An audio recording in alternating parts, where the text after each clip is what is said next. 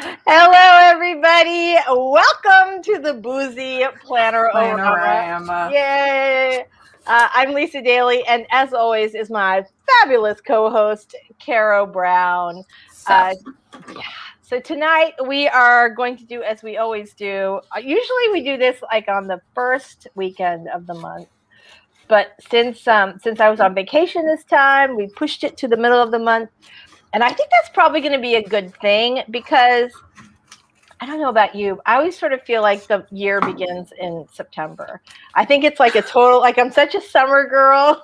And I think it's like a total throwback to like when I was in, right? Like it feels like the start of a new year in September when school starts. So I still kind of have that mentality. So I feel like I'm rested, I'm tanned, and I'm ready to go. You're all ready. I am already. Hold on, I gotta fix this because I keep like going. I'm like Wilsoning tonight. So, okay. All right. So before we get started, let's tell everybody we have a few little friends since we're not on our usual week. I imagine it'll take a little longer for people to filter in today, but we're very glad you're here if you made it. Carrow, tell us about you and your awesome channel. My channel's got cobwebs on it. But my name is Carrow Brown. I'm an urban fantasy author, and sometimes, like if it was last year, I would put out like 2 videos a week. But I moved across country, and then I had to get a job. And the thing with my job is that it kind of fluctuates, so I can't like ever guarantee when I will suddenly show up online. So except for days like today, where it's like I think I can do this. Right. So. Right. I know. Yeah, I think everybody has had that, but you've had like more upheaval in your schedule in the last year, right? Yeah, totally. Yeah, no, like, you know what? Actually, you know what? We can talk about it because, like the lawsuit on my end is like it's done. It's a done deal. Really? Yeah, I can like they're acquiring funds now. So my year started off pretty terribly because I had to move from Arizona to Florida, and I know everybody's like, well, your first mistake was going to Florida, but I know I get that a lot, but I actually really like it here in Florida. I know. Yeah. Right. That's part of living here is you have to sort of take crap from, and to be fair, it is well-deserved crap. But yeah, it is. But there are very nice places in Florida, and yeah, I mean that's it. As much as it's insane, and there are things I also really like it here. So yeah, all right. No, I mean I like. Sorry, yeah, sidebar. My family. Florida can be awesome. Yeah, no. So Florida's great. I live here. I love it so far. Like I don't have anything bad to say outside of the tourists who apparently don't know how to drive on the roads. That's whatever. But when we moved here, we hired a contractor to move all of our stuff, right? And so they showed up and we got all the stuff on the truck, and me and Mr. Brown went off into the direction of Florida, and the mover decided that they were going to go to California instead, which I don't know if you're very well acquainted with, American geography, but those are in opposite directions. Yeah. And so we showed up and we signed the paperwork for the house, and we were there with the impression that the mover is going to come that exact same day. And we're just going to pull all of our stuff out. And sure enough, like we're standing around this empty house wondering where all of our stuff is. So we call, and the guy's like, oh yeah, I'm still in California. And it was like, that's not anywhere now. And they were like, okay, when are you going to be here? And it was like 3 days. So I'm going to fast forward a little bit because this 3 days thing goes on for a little bit too long. Yeah. Yeah. And so and the thing that really sucks is that because we were under the impression that they were all going to show up on time, is that all of my stuff to be a legal citizen of Florida was actually in the truck. So I couldn't get my driver's license updated. I couldn't. Oh, there's a message. Hold on real quick. Yes. Hold on. Sorry, Amy just messaged me and said she can make it. Oh, good. Yes. So let me find that to give her. Sorry, I didn't mean to. No, it's okay. You do that. We're gonna say hi to some people, and then we're gonna hear the exciting conclusion of our story. All right, here we go. Ready? Guess who's here? Emma Ward is here. Hello, lovelies. Hello, lovely yourself. We're very glad to see you here. Athena is here. Hello. We're super glad to see you. Oh my gosh. I'm so glad you guys all made it tonight.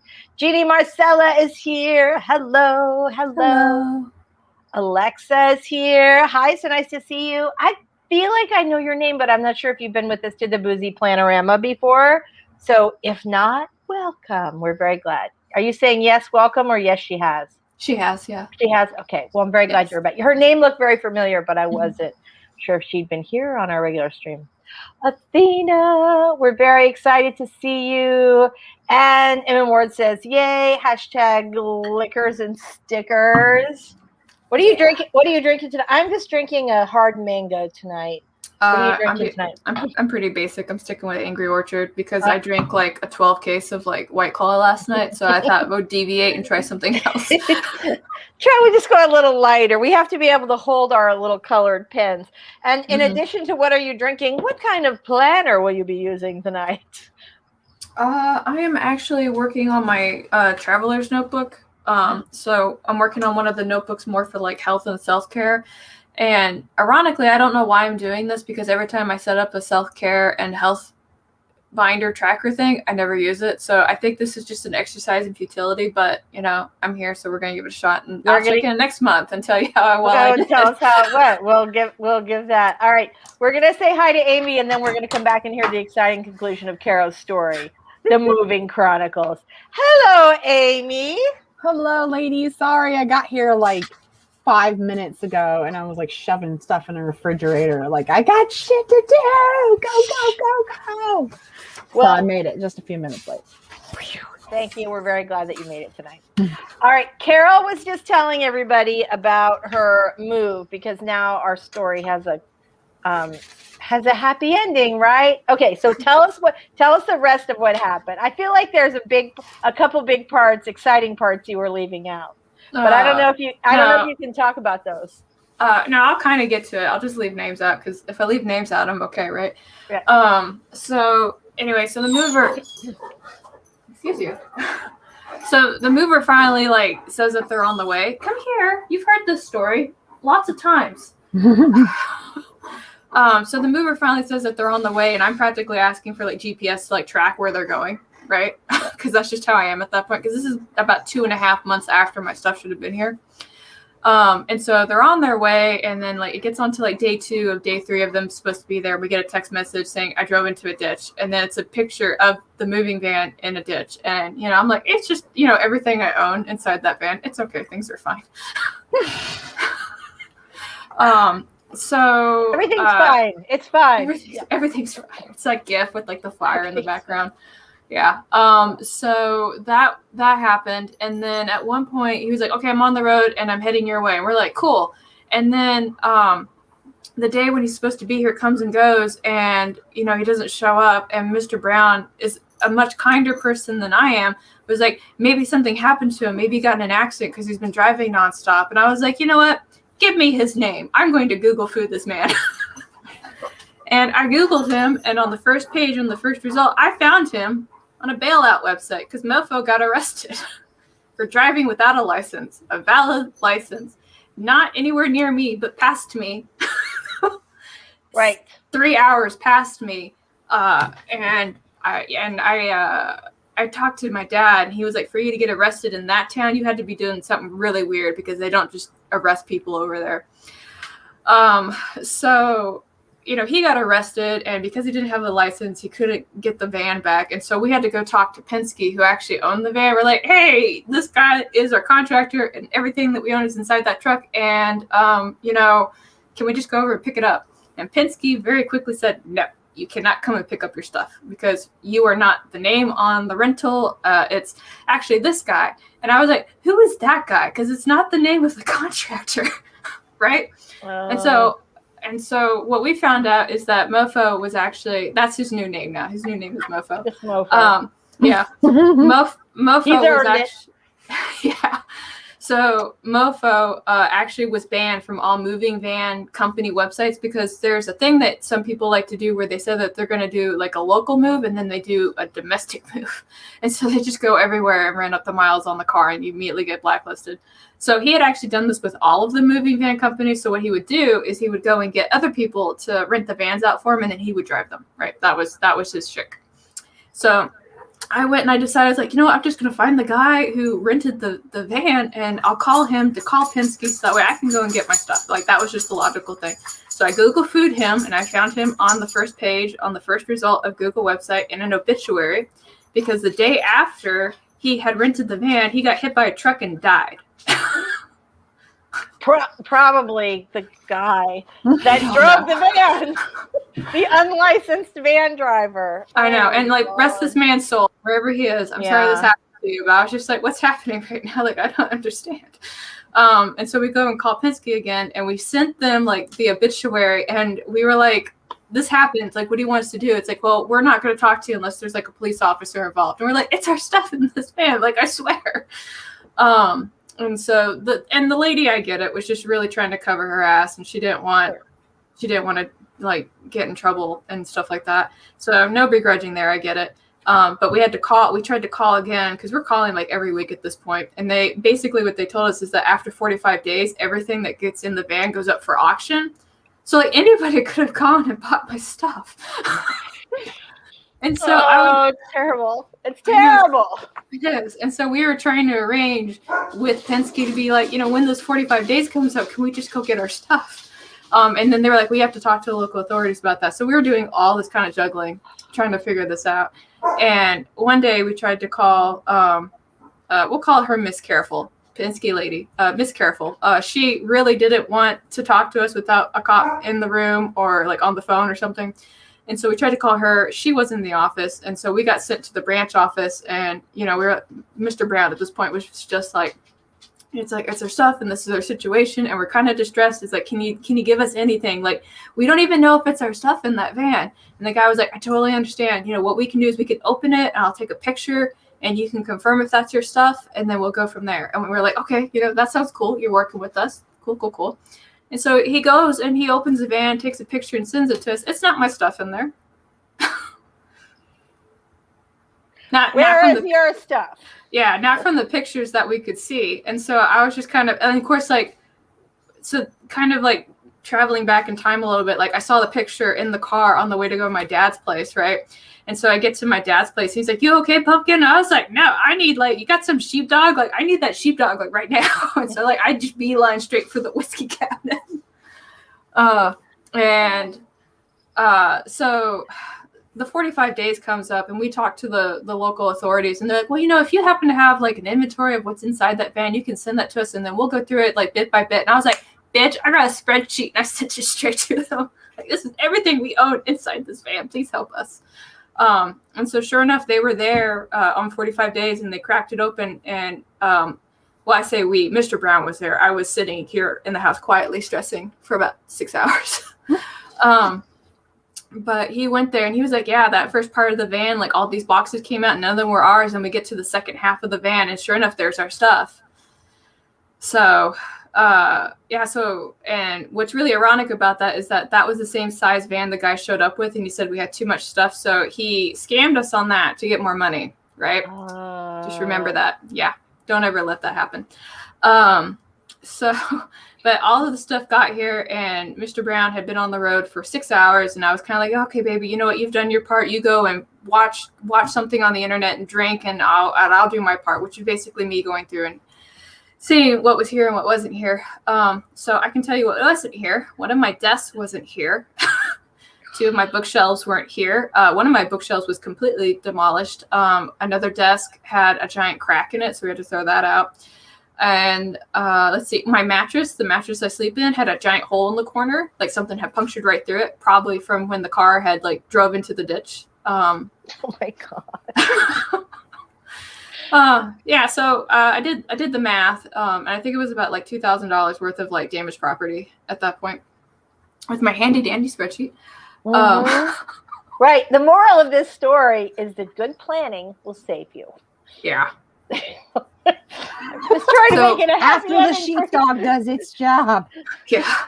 So what I wanted to do was I wanted to go hunt down Mofo and put him at the mercy of the courts, but I couldn't do that through the legal system. I had to go through the broker contractor first for negligence and some other stuff and sue them into the ground. And then they would have to try and get funds back from Mofo, which I don't think that's going to happen, but you know, whatever. Probably not. But we sent them the serve papers going like, basically like you fucked up, right? like my entire life, like on hold because of XYZ. Right. And so they actually didn't respond to us. We sent them serve papers and they refused to respond to it. We had to force them to sign to say that they got it. And then we waited 30 days. And then a judge basically said, it's like, okay, well, you're admitting it's your fault because you won't respond to these serve papers. So now we're going to go ahead and let them seize your property. So have a nice day. And I was like, yes, you do have a nice day. Give me that, and that. What? Yeah.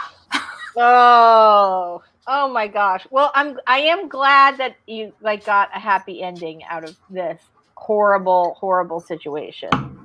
Horrible. Oh my God, that's awful.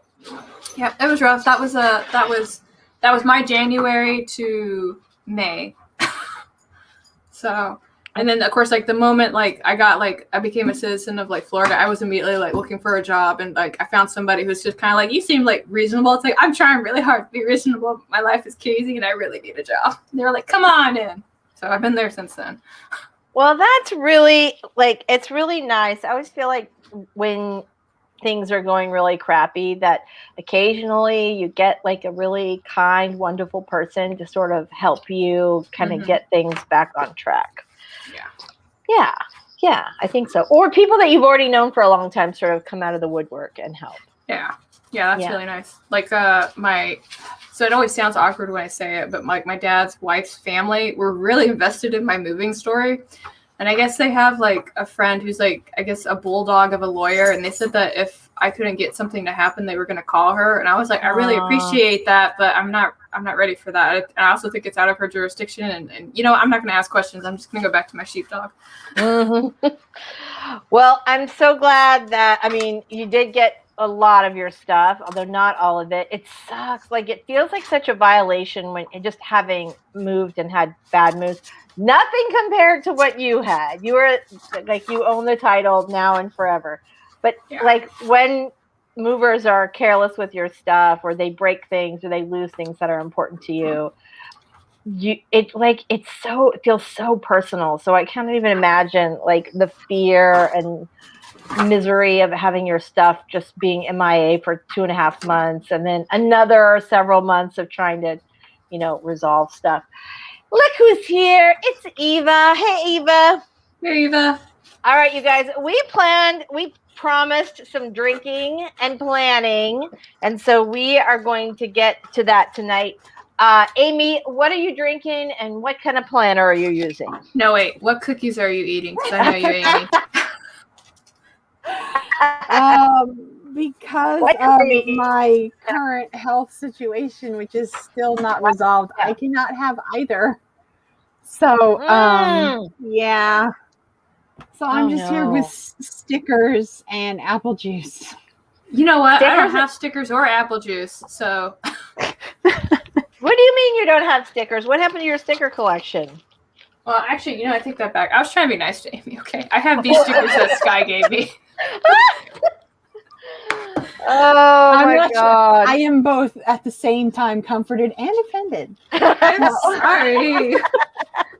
Try to be considerate. No. I'll try harder. No. Not everybody has stickers. You know what? You can just be creative with your imagination. Yeah. Imagination. That's right. You don't need stickers. Okay, so great. I am working on my Erin Condren planner, which I love. I have just come back from vacation, which I love more. And so I feel like really excited and energized and ready to go. So, yeah, I'm kind of psyched up about it. She was so on vacation that when I texted her this morning, I was like, hey, we're streaming today, right? She was like, oh, yeah, we are. Yeah. Luckily for me, in the last Boozy Planner-o-rama, I did write it down, but look at the rest of my schedule here. Nothing all week. And last week, let's take a look at last week. What activities did I do last week? Oh, nothing. Surfing. I went surfing all last week. Or week before, 26th through the 31st. That sounds amazing, though. Oh my God, it was so great. It was so great. It was so great. But I really needed that like refresh, like, I really needed it. Look who's here, sweetie. I miss you so much from from Wednesdays. JC Carpenter is here. Yay! Hey, JC. We're so glad you made it tonight. All right, we have Margaret Bernard. I'm back where the stickers are. I should do this next now that I've caught up with finances and bills. Yay! Yeah. All right, fantastic. We should. All right.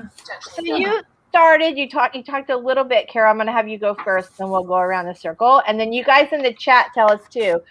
What kind of planner are you working on today? If you are working on one, I know some people just like notebooks. If you're working on a planner that you love, tell us which planner, and then also tell us what you are going to be working on planner-wise in the stream tonight. All right, Carrow, so give us a little more detail. Sorry. Okay. No, you're fine. Cut me off at any time because I cut people off all the time. It's my quirk. Mine too. So I actually use a traveler's notebook system like this. I guess I'll just hold it up. Hold on, I'm making you bigger. Wait, there we go. Hold on. Ooh, I gotta fancy. hide. Yeah, give me 1 second. I gotta hide my journal stuff. Here we go. Wait, sorry. hold on. Okay. No, it's okay. Ready? It's okay. Go. Yes. Okay. Sorry. So I think you guys are all familiar with the Alistair method, where you basically put everything that you're going to do in a week and put it in there. So I have that, and the stuff I'm covering up is like my daily thoughts and memories and stuff. So what I try and do is on one side, I put in everything I need to get done for the week, and then I try to prioritize that on the days. I'll be honest, it doesn't always happen. I tried really hard, yo. But then these little stickers right here that you see, also a gift from Sky. She like hooked me up with these stickers, yo. Yeah. Those are my word count stickers, because I don't know if you guys remember what you said you were going to work on last month, but I said I was going to work on this manuscript that I was declared war on, Amy. Right. Right. So I was like, okay, that's going to be my thing. I'm going to work on it. I actually hit 60,000 words last week on it. So, and I felt pretty confident, so I went and got like a little mock-up cover for it. And I actually got that today, but I don't want to show it just yet. So no, for an official cover. Yeah, you got to save that for an official cover reveal. Yeah. So, but yeah. All right. But yeah, so that's one notebook. I have a couple others in here. So like I've got my project tracking one where all the projects that I track, which I need this because what happens is I forget how much shit I juggle. So this helps me. It's a lot. Yeah, so that's in there. Like I've got housing, I have house repairs. I've got like my TBR book list. I've got art commissions. I've got my writing projects. And then I have, I don't know if you guys do it, and I have a question if you do, but I have a part of my notebook that's just random like stuff I have to write down. Like I can't find a sticky note and I just need somewhere to write, and I always have this with me. So I just made that in there. It's like, I call it the chaos binder. It's got like just random shit written in it. Yes, I do that as well. I also use the notes feature on my phone, because later if I'm searching for that, I was like, I know I was thinking about a thing. It was breakfast burritos and, 401ks, and I'll just type that stuff in and it magically comes back up. That's good. Look who's here. Claude is here. Hello. We're very glad to see it. Margaret says, Alistair, that's new to me. And she says, I'm not ready yet, but enjoy the evening, folks. Oh, I wish you didn't have to go, but it was very nice of you to stop by. Bye. Okay. All right, Amy, tell us what you're working on today. Oh, I am quite honestly assembling my notebook so that I can do my best Carrow impression. I have recently come up with 3 all new things that I have to fit into my schedule. And so I have it's a happy planner, and it was a teacher happy planner that I actually found at a thrift store months ago, and I hadn't figured out what to do with it yet. And then like a third of the way through July, I was like, I need to start writing shit down. Like I gotta write everything down now, because my meds make me really spacey too. Like if I don't write it down or tell someone else, it's gone. Like don't rely on me for shit. So I can't even rely on myself. So I'm like, it's time to just start writing down everything, which I was in the habit of. Like Carrow mentioned, do you have a place where you just write down anything that you need to write down?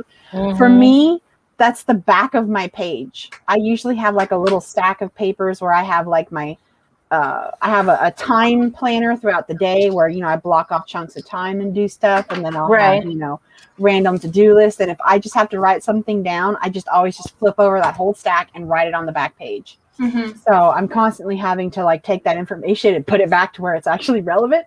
Right. I feel that. But it's convenient no matter what I'm doing. Boom, there's that page. So anyways, I broke down and I was gifted some stickers from Sky, of all people. Shocker. So all I'm hearing is that Sky's our sticker dealer. I know, isn't she? right? Yeah. But Yeah. I converted this notebook. It's a Teacher 2019 notebook. So I went back through and for all the months and all of the days, I just put new stickers over them so that all the numbers actually match the next year, August to August. Oh, good. So this is now going to be my brace yourself coordinator notebook. And that's what I'm doing. I've got 3 courses I have to take. I've got just a bunch of stuff, and that's what I'm going to be working on tonight. Entering all the stuff that I've got to do and then seeing where I can pace it. Good for you. I'm so proud of you. I knew this day would come. That's awesome. That is really awesome. I'm very nice. I have my big collection of stickers from some of them Carrow told me about. Some of them I had. My mom has sent me some. I don't have any stickers from Sky though, so I feel a little left We'll out. have to get Sky to hook you up with some of those word count stickers. Yeah. Yeah. So anyway, so I'm working on my same Erin Condren planner, which I love. It's already August, and I'm pretty sure I'm going to use the same one again next year. Okay, that's good. Yeah, I feel super like I'm really going to be working on plotting out what I'm going to be doing with a specific book project. My plan was to finish the novel that I've been working on before I went on vacation. I thought I was going to, but then we had some stuff happening around the casa that precluded me from writing. And so I thought, you know what? I'm not writing on my vacation. I'm just going to do it afterwards. So I'll finish that up in the next few weeks. And then I'm really excited because I got the rights back for my, sorry, I just saw Claude's thing. Yes, there will be a stream. I too have lost track, but yes, there will be a stream tomorrow, a live stream for writing sprints if you guys want to do that. Anyway, so so I got the rights back for my very first novel. I'm super excited about it. I'm going to be tweaking it a little bit to kind of bring it a little more contemporary, and because it has things like fax machine. You dated it? Is that what you're saying? Yeah, a little bit. And was it Matt Lauer's also in that book? And you're like, oh no, he's got to go. He's got to go. So, he doesn't do anything except his job. He's not like molesting anyone in that book, but he's just that's like a terrible sidebar. Yeah. Anyway, so there were no criminal offenses committed in the book, but so I'm going to update it. And I just found out that my Czech cover artist who did like my favorite cover ever for that book, she just sold me the rights to use the cover in English. And so I'm very excited. So I'm going to have to figure out how to release a novel all by myself. I've never done a re-release before. So, and I'm very excited. It's just like doing a regular release, but it's going to be better because you already have like reviews for it. Yeah. Yeah. You just do it the same way? I mean, I assume you're not going to send it to the trade. Like, I'm not sending it to Publishers Weekly and say, please review this book you reviewed X number of years ago. So that, but everything else, you would just do the same thing. Yeah, it's just the same. Yeah, it's just kind of like, it's a guaranteed thing. It's already got like XYZ reviews on it at the start. What you'll probably do is send it out to like some Bookstagram people and some bloggers. Yeah. Absolutely. Look who's here. It's Aphrodite. Hey, Aphrodite. Hello. How are you? We're so glad to see you. Love it. Is this a new avatar? I've seen it for a couple months, but it might be new for you. Maybe. I don't know. I feel like maybe it was new right before. Now I'm like having kind of a memory of possibly seeing What it is the truth? What is the truth? In the street. Yeah. So anyway, hey, Aphrodite, we're very glad you made it tonight. All right. So that's what I'm going to be doing. I'm going to be thinking about how to relaunch a book, and I'm excited about that. But yeah, I think that you would do pretty much the same thing. I don't think I'll do like beta readers because you don't need it because you've already got the reviews. I mean, I re-released a book, so yeah, because I had it with I had it with Three Fates Press, and now it's with Other Worlds Inc. And so when we re-released it, we basically utilized the prior reviews that we had. We made sure that we had imagery like on Instagram, and we did like a motion capture on Instagram. But the big thing for us was actually reaching out to all the Bookstagram people. That's probably going to be your ticket. Yeah. So finding them. Absolutely. Well, I think I'm probably friends with a lot of them on Instagram. A lot of the people that I would want to approach because I love to read, so I follow a ton of the Bookstagrammers. Okay, Aphrodite feels my pain. She said she had to update all of her stuff. I had phone booths in my novel and pager. Oh, no. Okay, it's not that bad. But I'm glad that I have someone here who understands my pain. All right, it's new-ish, been around for a few months. All right, let's throw up the title. Speaking of, just to interrupt real quick. Yeah. I had a conversation like that recently where I was telling my best friend's sister's son a story, and he's just turned 13, and I'm 33. And so when I was going out in the world and I was young, payphones were still a thing. And if you were out and about, you could just be like, oh, shit, I have to tell this person this. And you just go over to the payphones that were at the front of Walmart.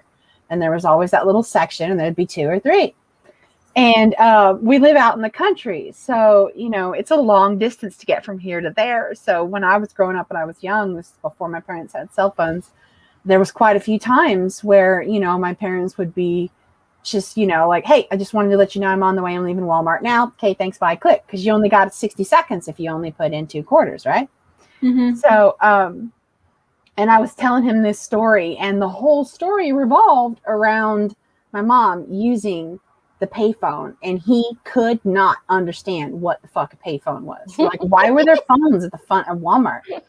And I'm like, it was a public phone, and he couldn't get it. Like, he thought I was just a dinosaur, and I'm like, let me tell you something, dude. Oh no! You think your payphones are so? I'm like, you think your cell phone is so great? Yeah. What happens when your parents don't pay your bill? Back in the day, you could just walk down the street and use a payphone for 50 cents, and you got 60 seconds to be like, help me. Now. Yeah, but I had that happen just like, oh man, like a month ago, like barely even that, where I was like, payphones are totally a thing, kid. Google it. There's a whole freaking network where they convert payphones into internet portals for like community-owned internet and shit like that. Like, it's just, I feel your pain, Aphrodite. I had that moment. I had to explain payphones to a 13-year-old. Yeah, I can see that. There's a guy in my gaming group, and he just turned 18 this year, right? Oh, that's adorable. I know, and I was like, that's nice, whatever. But like a lot of the conversations that we have when we talk about movies that we like or something, every now and then he'll be kind of like, oh, I just Googled that. I wasn't alive when that movie came out. We're like, shut up, like just stop talking.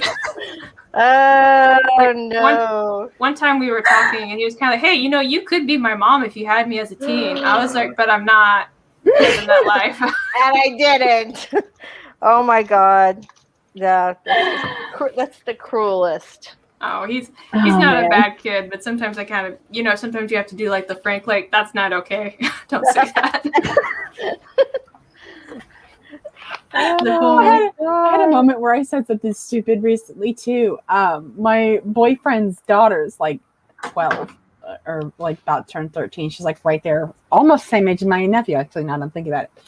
And we had all gone to the pool, and she had brought her closest friend, and there was the 4 of us swimming, and the rest of the people were on the thing. And somebody came up with the idea of like, yeah, we look like a family. And I was like, you know what? We totally could pass for family. Like, me and David are old enough to be your guys' parents. And then I remembered David actually was one of the parents. They all three looked at me, and then David and his daughter were like, think about it. And I was like, I'm right, aren't I? And I just sort of played it off, but I felt so stupid. I was like, oh my God. Oh my God, that's hilarious. I have there's this really sweet guy that we take care of at work. And I'm trying to do the thing where I go and I meet all the clients and all the people that work there, because we don't work in a central office, like they're all over the place. And so I went over to go see him. Very sweet guy, like he was just so nice. And he and I were talking. And he's like, "Well, did you ever go to college?" And I was like, "I did in fact go to college." And he was like, "Oh, did you get an associate's?" And I was like, "No, sir, I got a master's."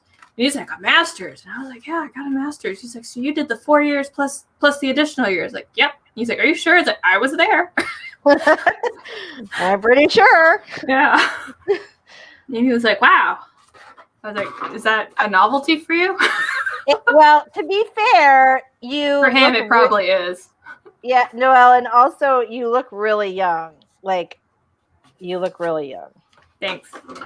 I bathe in the blood of my enemies. I know. I'm always like, you must, because you're like, oh, I was a teacher, I was a chef, I was this, I have my like, you have like so many different things that you like, challenging professions that you're accomplished. And I'm glad that you see it that way, because I look back on it and like Carrow's crazy life of trying to figure out what she wants to be as an adult, and I still haven't figured it out. Well, I feel like you're on the right track. I'm working on it.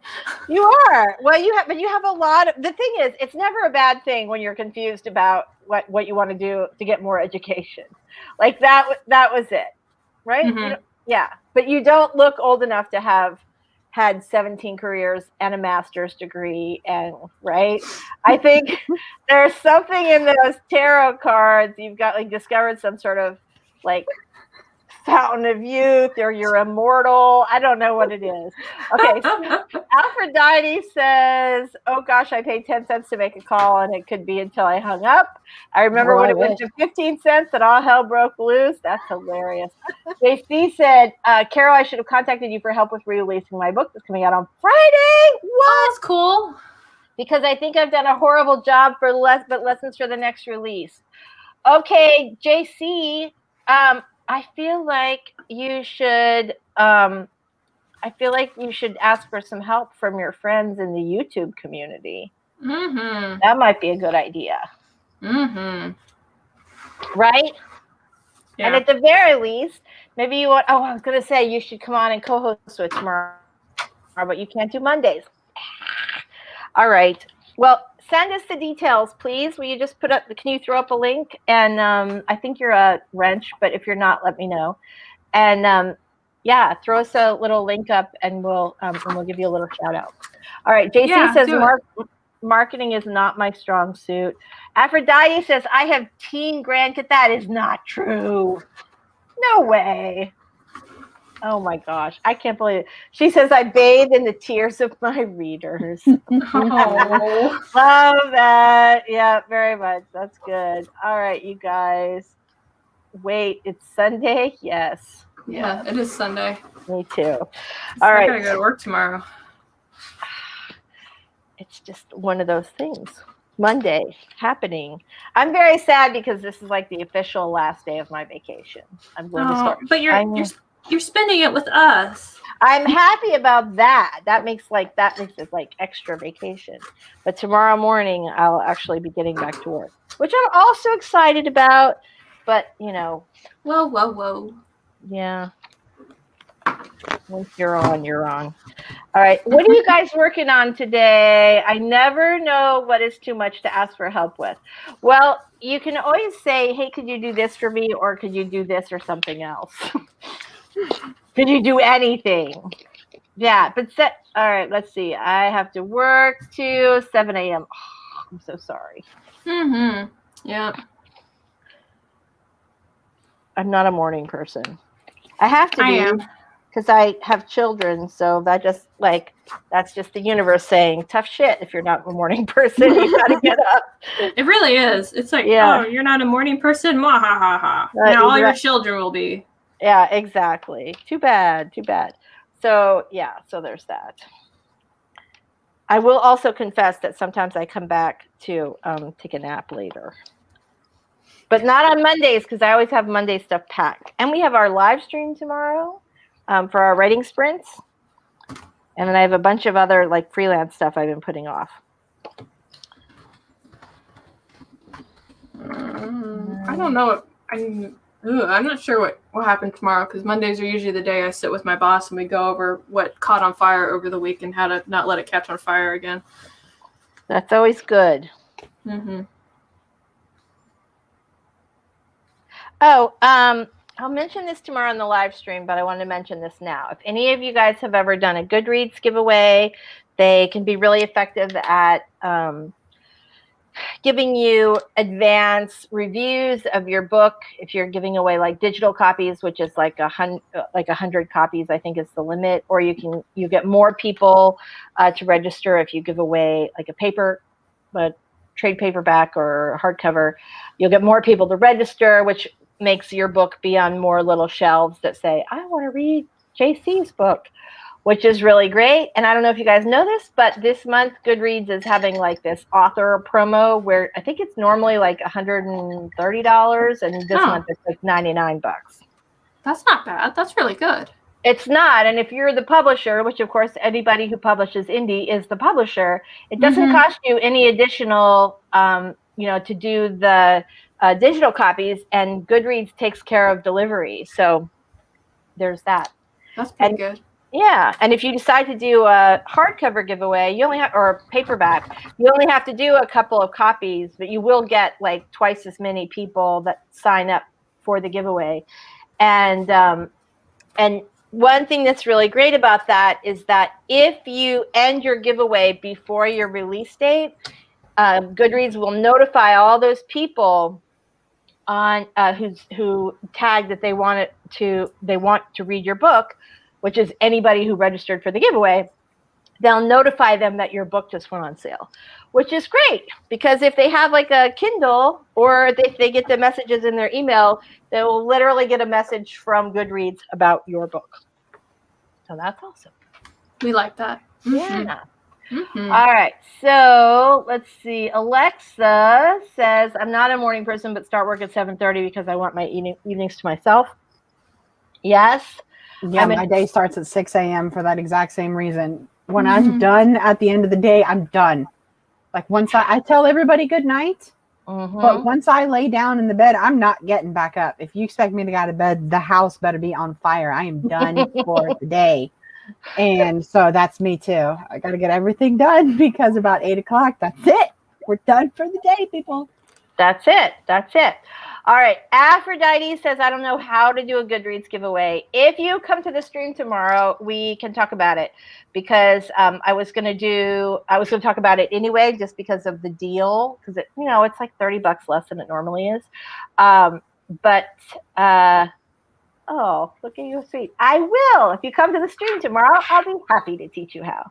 I'm planning a Goodreads video anyway because there's more stuff I would want to go into detail in. What time tomorrow? We're doing the stream tomorrow from 11 a.m. to 1 Eastern time. We switched to Mondays. Sorry, my chair's stuck on the floor thing. All right. It's going to stay stuck. Mm-hmm. So JC says it's only going to be Amazon for right now because Barnes & Noble and Drafted Digital is giving me way too much trouble formatting-wise, and they were not helpful when I've called. I have heard that about them. That's unfortunate. It is unfortunate.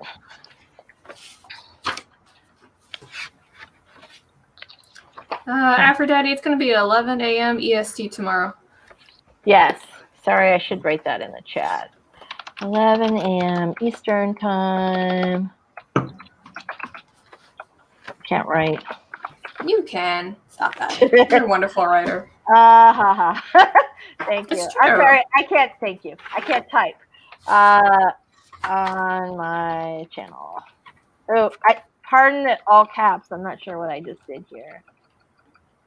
Let's see. Ooh, you know what I should do? I should probably figure out what I'm going to be doing for the rest of the week. Let's see. All right. Thank you. Oh, you're so sweet. Aw, thank you. Perfect. All right, good. Okay, I want to tell stories.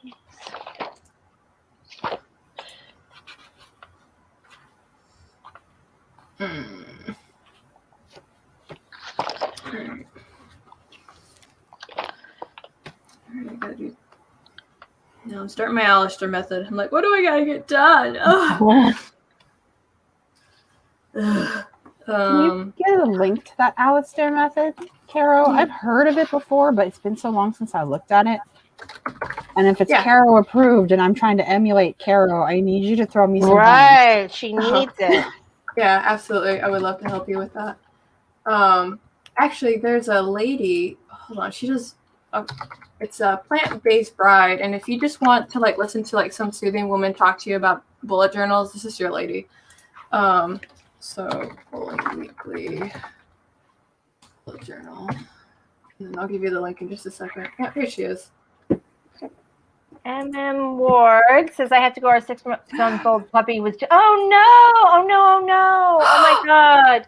No. Okay. I'm sorry. We will be sending you good vibes and the puppy. Oh my gosh, honey. That's so sad. Oh, it is so sad. Oh my gosh.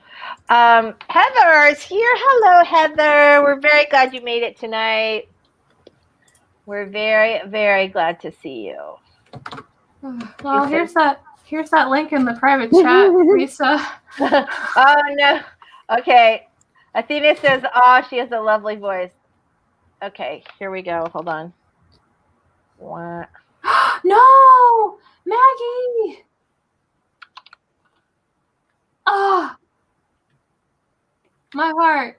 Oh no. Oh no. Oh no, honey. I'm so sorry. Oh my God. Oh, you guys, that's terrible. Oh my gosh.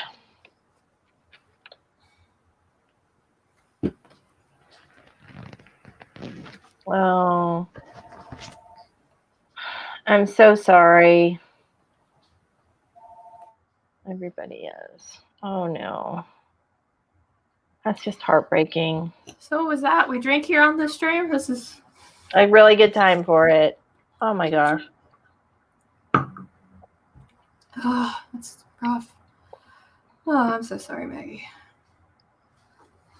I immediately start calling you Maggie instead of Miss Ward. I'm really sorry about that. Well, I guess I'll start working on next week's goals.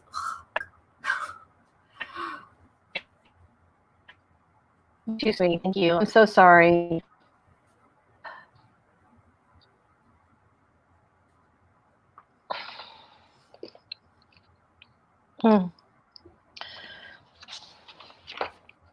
Yeah, let's just take a couple of minutes to just. Yeah, let's. You know what? I have a timer. How does 10 minutes sound? 10 minutes sounds great. Let's like sort of reset ourselves and do some planning. I don't even like my brain is. Let's see. I have to use the Google timer because I found out that every time I use, even if it's my timer, it's rude to me, and I didn't ask it to be. Let's see. Share screen. Your timer is rude to you? Yeah, like when I was trying to do my thing, I put it in the bottom for you. Thank you. Yeah, I kept trying to copyright me on like free material to use. But anyway, so I guess we're gonna like work really hard for 10 minutes to get our lives together. So let's go ahead and spend that next 10 minutes doing that in 3, 2, 1, go.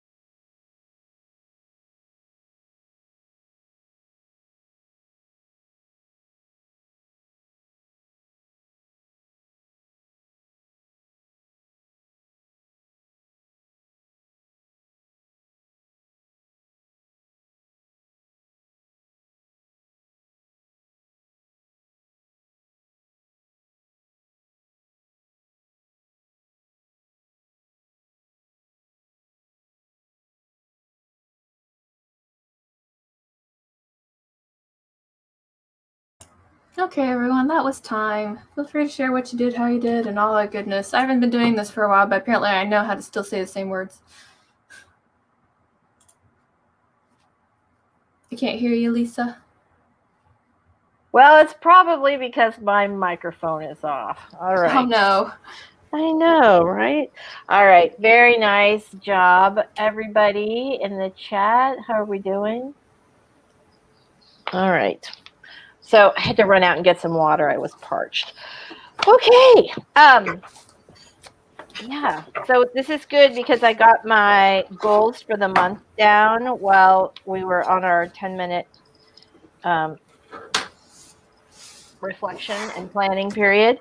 And so I'm glad about that. Normally I would do that at the beginning of the month, but because I was not doing anything even remotely related to work, I just put it all off.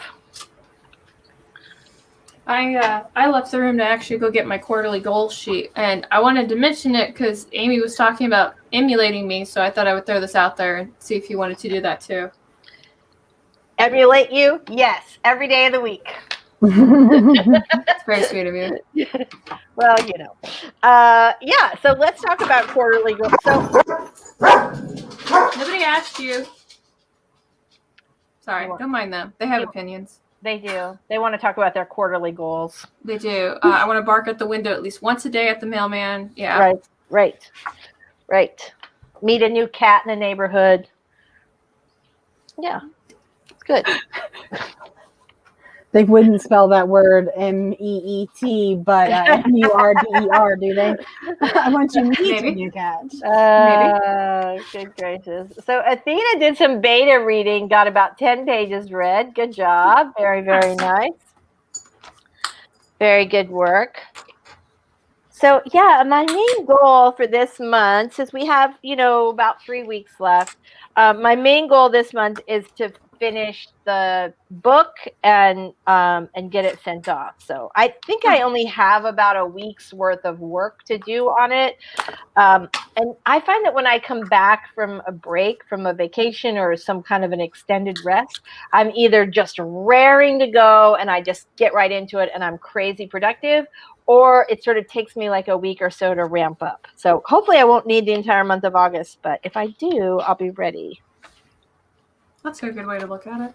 Yeah. I don't want to like harsh the vacation vibes, right? I just want to let that go. I just want to let I want to let it ride for a while. I'm feeling good. No, I keep feeling good. So I don't know if you want to try this. If anybody who's actually watching wants to try this. So usually like when I make like goals, I have like the I am statement. So it's like, I am a lifelong learner. I am, a fit person. I'm an author, whatever your I am statements are. And then you break that down into 3 things that would look like. So in order for me to be, an author, I have to write, right? Like that just makes sense. Right. So it's, in lifelong learning, that's always you trying to learn something, whether it be like a tutorial on like how to use Photoshop or something, right? Right. So when I would make my quarterly goals, I would actually look at the I am statements and make sure that I would have something on there that was part of the I am statements. Mm-hmm. So like part of like what I do is part of being a lifelong learner is that I make sure that I'm reading every day, and sometimes they're trashy romance novels. I'm not going to lie, guys. Okay. Because I can learn something from those too. Right. But I read every day and then I watch some kind of online tutorial. Right now they're art videos because I'm looking for different art techniques. But it can be anything from like, I don't know, you can make like wreaths for your house or like better ways to like wash your dogs, like whatever, just something. Mm-hmm. And so what I did was I put it on this card, broke it down. And so everything that's filled in on this side, that means I did it. Right. Hold on. Can I make you big? Here we go. Go for it. Look at that. Nice. Yeah, so yeah, if it's blocked in, I did it. But what I do is I actually have this in my traveler's notebook, and it's my bookmark for the week. So when I make my Alistair weekly stuff, I always look at my monthly stuff, and I'm like, how's that fit into that?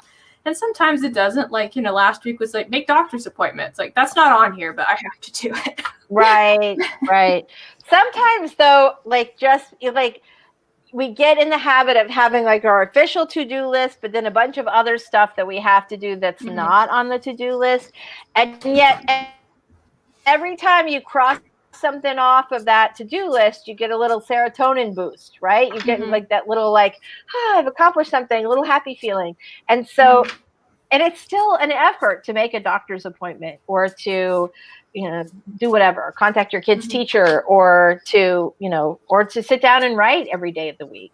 Although that probably is on your planner. But yeah, I mean, I treat it, if it's on my to-do list, if I have to do it or I need to do it or I want to do it, I put it on my to-do list because it feels so good to cross it off. It does.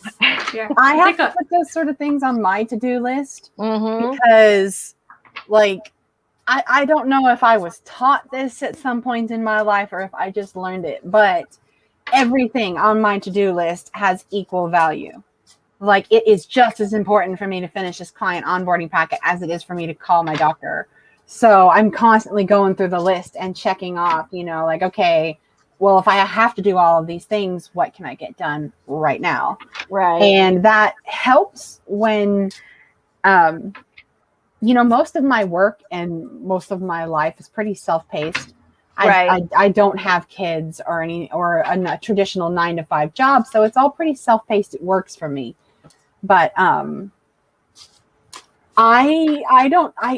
course I get the serotonin boost, but I don't get like, yay, I did something. I'm like, okay, less pressure.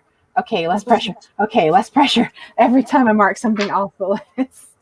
So do you find that works for you to weight everything the same? Because I think, like, if you're making a doctor's appointment because it's time for your yearly, gyno checkup, then that's important, but it's not as important as if, like, you're losing blood right at that minute. You know what I mean? Like, they're all important, but if you don't give weight to them, like, sometimes you can't do everything. How do you know which things not to do? I mean, aren't you prioritizing them in your head a little bit or not? Yeah, or I definitely prioritize the action. Like what needs to happen in what order for sure. Yeah. Like what can I get done now? What needs to be done now? I mean, like their value to me. Like I feel just as satisfied when I've finished booking a doctor's appointment as if I've cleaned the entire bathroom top to bottom. Right. Or if I finish that client onboarding packet, which speaking of, I mentioned it twice, I need to write that down because I need to finish that too. Right. So I'm sorry, I was laughing at Athena's comment. So I agree with that. Aphrodite says, I love having a list, but the importance is ranked. She does it by time frame. I think that's a really good thing to do. That's one thing that a lot of productivity experts will tell you is that you should knock out the things that are small that you can do in a few minutes or in a short period of time, first thing in the morning or in the beginning of your work time. So because you build some momentum, you feel good about it, you get those like early and easy wins. So it's easier to call and make a dentist appointment than it is to like finish a report on something or finish your chapter or do keyword research or something like that. Keyword research? What? You're speaking the language of my people. I know. It's crazy. So, like, speaking of things on a list, I have like notes because for you guys who don't know, Amy's doing my website update, and she sent me a bunch of stuff, and I have notes to make. And it's not that it's like crazy extensive, but they're. But I just keep like, because it's not on fire and I had a lot of other things that were on fire, I kept sort of like pushing it down on the list. And now that my brain is all rested, I'm like, oh, I've got to get that taken care of. And also I have another project for Amy, so I'll be back in the same boat. Okay. Anyway, I know, right? It's just a small one. I think you'll like it, but it has a time constraint on it. So that'll be better for both of us. All right. Oh, that's good. I'm getting simultaneously better and worse about time constraints. Like I said, like I don't like to share my personal information too much. I've already told you, Lisa, but YouTube, no, I'm not going to tell YouTube. No. But I've got it might get better, or it might be a potentially for the rest of my life problem. And so I have to take this medicine and I have to record like my blood pressure and my heart rate like 3, 4, 5 times a day. And like, it just got eating constraints. Like there's just a lot going on with my health right now. And having another thing to deal with, I kind of reached that, like I crossed over that threshold where I'm like, okay, I know I can't keep up with everything that I've got going on. And so my to-do list keep getting bigger and bigger and all of these things. But my time frame keeps getting skewed because I never remember what day of the week it is. Right. There's a really good book called Make Time about just like getting rid of all the stuff that like you can only be more productive to a point. But at some point you have to go like, how much of my life am I spending on things that are not really that important to me? And obviously your health is really important because you need it to live and stay alive. From what I hear. Yeah, from what I hear. It wasn't that big of a deal until all of a sudden it was. Right, exactly. Oh, you mean... Yeah, I have to do that to live. Oh, great. Thanks. Yeah, really appreciate it. It's like if you have to take insulin, you know? Right. Like you have to. Yeah, thankfully I don't have that, but oof. Yeah, well, exactly. So okay, so that's like if I get a migraine in the morning and I do not take care of it, if I do not go back to bed, take a hot shower, take medication, and I know it's going to knock me out for 4 or 5 hours, but if I don't do that first thing in the morning, I'm like shot for a day and a half. So, you know, sometimes I can get off with an hour or 2 hours if I do everything I need to do right away. But if I let it go, then it gets worse and worse. All right. Athena says, I've got more important stuff to do because it's on my mind more. As long as it all gets done in the time frame, then I'm not too worried. That's a good plan. Very good plan. That sounds like a whole lot of mess to have to stop everything and be extra super mindful about everything. No thanks. Yeah. It was a big adjustment. I went from being completely carefree, not concerned about my health whatsoever, to like everything. I write down everything that I do all day, every day, just so that I can keep track of what triggers me. So it's okay. So let me say, my daughter has a peanut allergy, which she was diagnosed when she was almost 2 years old because she had a massive anaphylactic attack.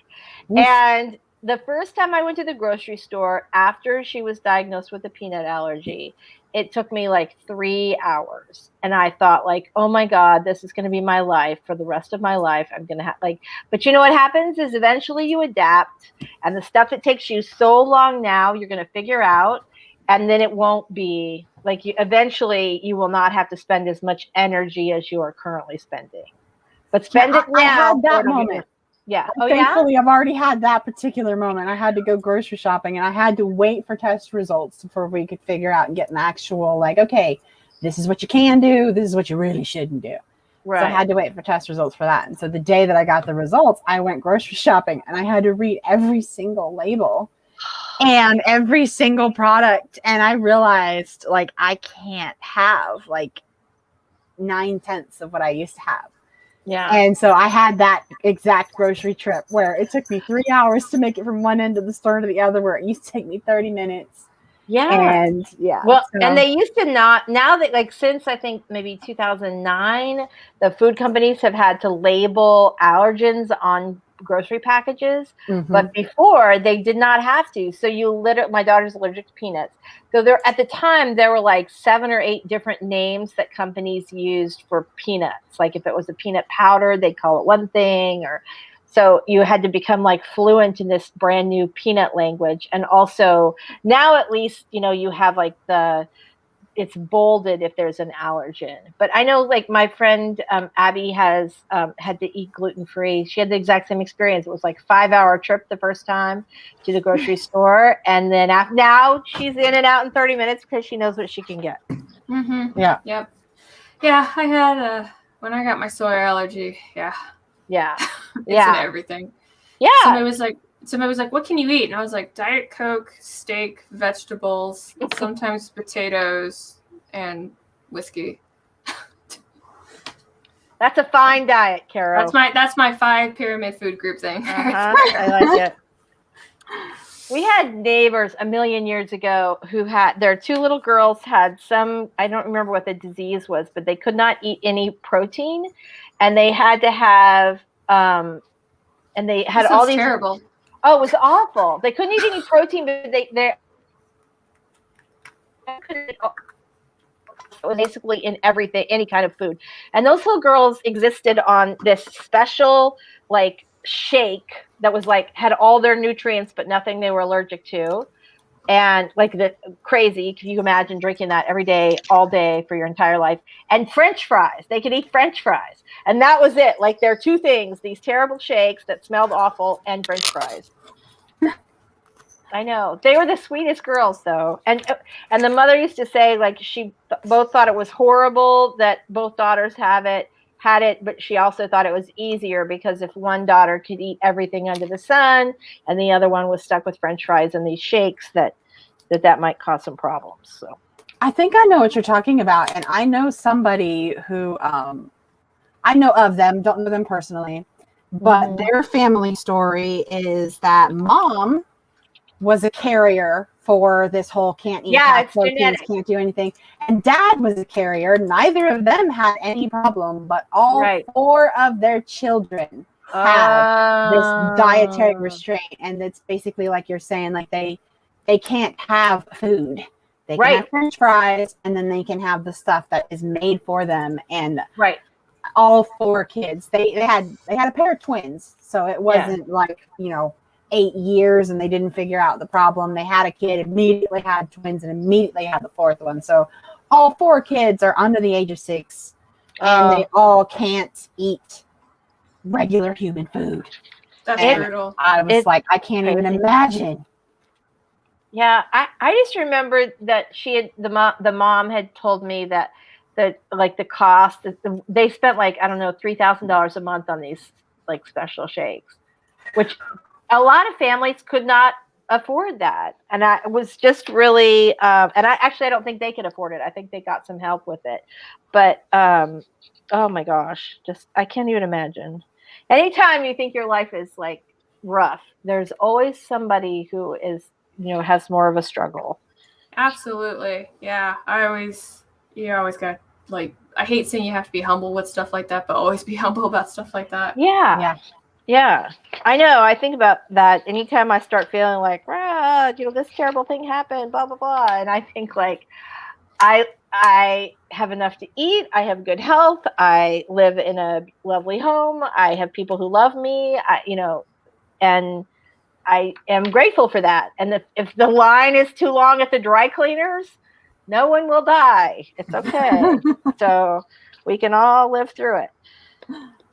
Are you guys let me ask you this confession. Yes, okay. So, we quarantined for pretty much, because I have an autoimmune, we quarantined for basically the whole 15 months until we got our vaccines. And then after that, like we went out a little bit, but just as we were sort of getting used to it, of course, we're in Florida, it's going crazy here.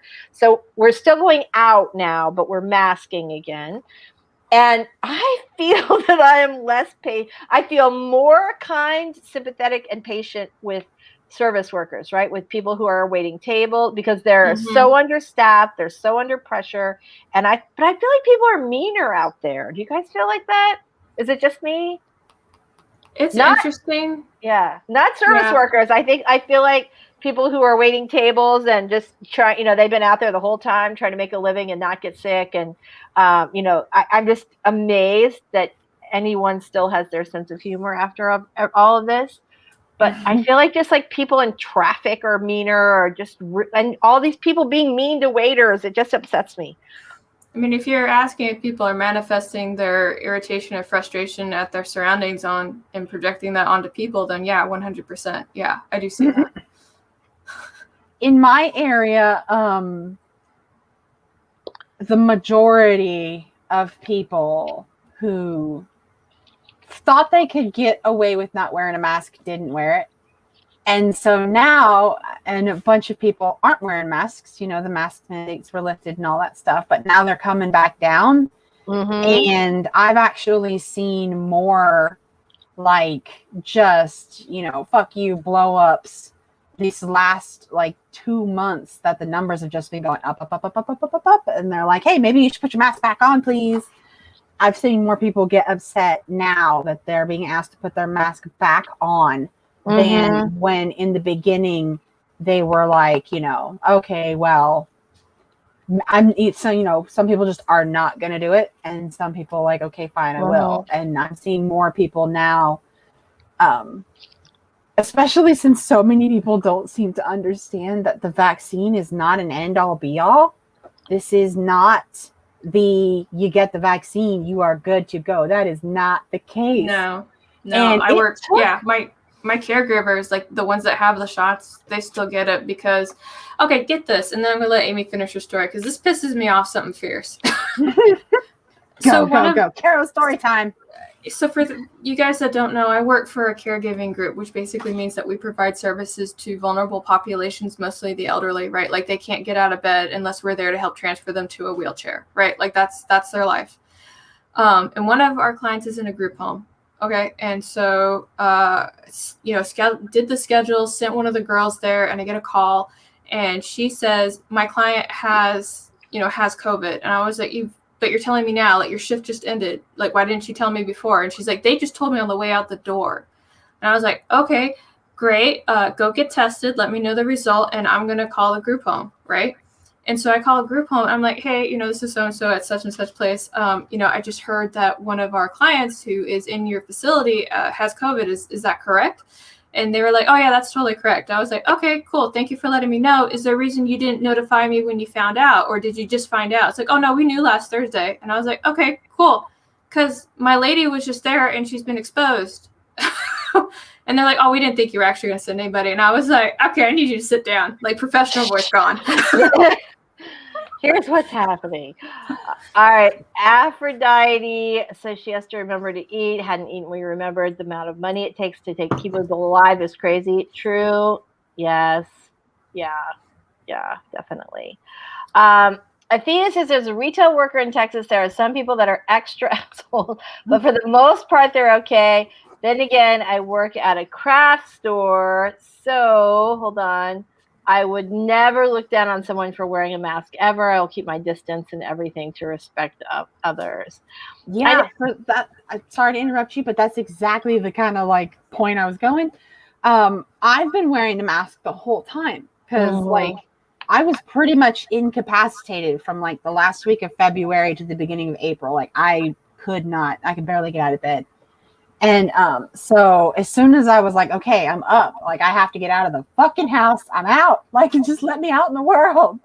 I, of course, wore my mask and everything. And at that time, people were starting to take the masks off because the vaccines were getting better, like early May, like middle of May, early June. And people were taking their masks off. And the fact that I was continuing to wear my mask, I got so many dirty looks because I'd be the only person in the whole produce section. And I think they all thought I was sick.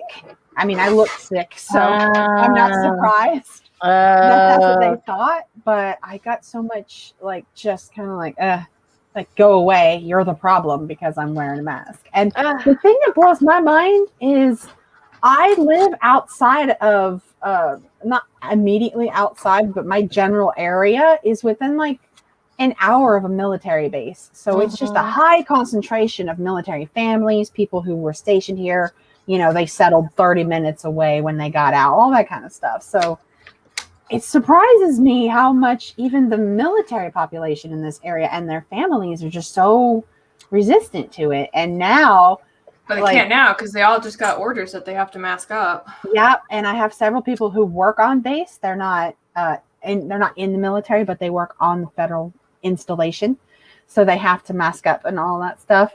And I'm very lucky that my people are not those people. So when the mask mandate came down, it was like, we're gonna have to go get some new ones because I can't wear the same ones I was wearing in the wintertime. But it wasn't a full-blown hissy fit because they had to go back to wearing masks or anything. So I luckily haven't had to deal with that personally, but I've seen a couple of people like just walk out cussing and screaming because they had to put masks back on. I usually tell people, you already get used to it. Well, I mean, like, so I got a question for y'all, right? Everybody gets all upset about us having to wear masks, but man, I tell you what, a doctor comes into the surgical ward and he ain't suited up. Right. Right. Aphrodite says, I'm sure I get dirty looks, can't see well enough to know, but I never stopped wearing my mask. I'm with you, Aphrodite. I never did either. Stacy never stopped wearing it. Texas is very no mask. No mask. Carrow and I know what that's like because we're in Florida. Also very no mask. Wear one or not, I'll keep my distance. I don't like people anyway. So what else? I will say, so we live in an area that was very anti-mask, and I wore one the whole time. We really did buckle down in quarantine just because, like I said, I have an autoimmune disorder, and I literally can drive within 5 miles of an elementary school and catch strep. So I just really had to be careful. But I did not, even though my kids were old enough to get the vaccine, I continued to wear a mask, especially in like the grocery store and things like that, because I did not want to freak out any parents who really would want to vaccinate their kids but didn't have the opportunity yet. And so I just thought, like, whatever I can do to make them feel comfortable, I'm going to do that. And it's Florida, it's hot, but we'll all live. And but I have noticed that even though generally speaking, it's been very anti-mask in the general area where we live, now every time I'm going out, I'm seeing a lot more masks. And the other day, our big grocery store here is Publix, and I had gone to the grocery store. Publix. I had gone to the grocery store, and there were like 6 people. You don't have to make an appointment anymore. You can just walk in. And there were like 6 people waiting in line to get vaccinated. And most everybody was wearing a mask. And that was a massive, massive change. So Well, now we're trying to protect ourselves from the outsiders. Yeah. They're paying people to get the vaccination now. In my area, yeah, the person who gets the vaccination gets $100, and the person who drove them, who came with them, who brought them, gets $25. Well, I would just be driving around rounding up people. I know, right? That's a different kind of Uber right there. I know. You probably make a better living that way than you will for some of the other stuff. Seeing Athena's comment there, she said she stayed away from people anyways. Have you guys seen all of the funny memes and TikToks where people are like, can we keep the no touching and 6 feet social distancing? Like, I really want to go to the movie theater and eat popcorn with my hands, but like, can you stay 5 seats away from me? That'd be great. Thanks. I've seen a couple on TikTok just crack me up. I can't do so Mr. Brown wants to go to the movie theater, and I'm like, I'll watch a movie with you, but I am not going to the theater. Like that was one of the first things we did after we all got vaccinated. But we went in the daytime, and the theater that we go to has like we love this theater because it's like a crappy old theater, except they're trying to like make it nice. So it's cheaper than the other theaters in town, but it has those big like recliner seats, which I love. And they've like totally like it's the nicest theater, but it's also probably the oldest theater. And so people still think of it as like the cruddy old cheap theater, but they have this big recliner seats, and so we can like see where there are other people. We go in the daytime, and so generally we have the whole row to ourselves, which is kind of and we always sit on the end, so we have a little extra space. But we pretty much have the whole theater to ourselves the other day, and we saw Suicide Squad. Nice. Yeah, I just saw that this morning. Yeah, it's pretty good. But I wore a mask unless I was eating popcorn. And then I took it off, but just for a short time. See, so here's my thing that I've come to really appreciate about the mask mandate is that I put on a mask and a baseball hat. You don't know who the fuck I am. And I'm loving this life. You know what? Okay, so can I say something? I read something about, and Athena, I think you said you worked in a craft store, right? So here's what I want to know. I read somewhere, I think it was a New York Times article about how people who worked in customer service and like waiters and waitresses, how they were like totally loving the mask mandate because they were not forced to constantly smile, right? Because you can't see under the mask. You just have to, be polite, but you don't have to plaster on this smile all day, which takes a lot of energy actually. So Yeah. All right. Aphrodite says I may have gone out like 5 times last year. Yes, Michaels. I was just there today. Yes, Carol, I feel like a bandit and I love it. Athena says, OMG, the faces I can make. Okay. I had an interview, and I'm not going to dive into the interview because I'd be here for another 45 minutes, but it was a crazy one. And I was so happy that I had my mask on because this lady was saying stuff and my face was doing all sorts of strange things. Like, I know it was. That's one of the things that I love about not showing my face, because I don't show my face except for to like my people. Like when I video chat with Sky, I still show my face.